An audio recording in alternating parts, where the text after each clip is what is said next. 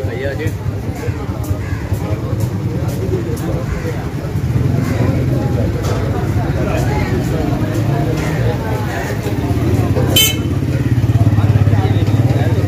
दरबार इधर है, इधर ही है जी। तो गाइस माशाल्लाह बीबी पाक दामन का जो है पहली दफ़ा जो है हमने वो किया, मुझे बड़ा मज़ा आया है। ये कोरोना की वजह से बंद था, वाहिद से ही किया, लेकिन ये है कि दुआ हर एक के लिए मांगी है, आपके लिए भी मांगी है। तो मतलब हर एक मुश्किल जो है वो दूर करें हर एक की।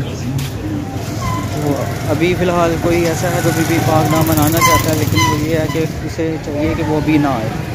ये कोरोना की वजह से एक्चुअली हालात थोड़े से टाइट हैं, बंद हैं, ठीक है। वैसे आपको चक्कर पड़ेगा तो कोशिश करें कि अभी विज़िट ना करें, बाहर से ही मांगते हैं दुआ करने के लिए, ठीक है।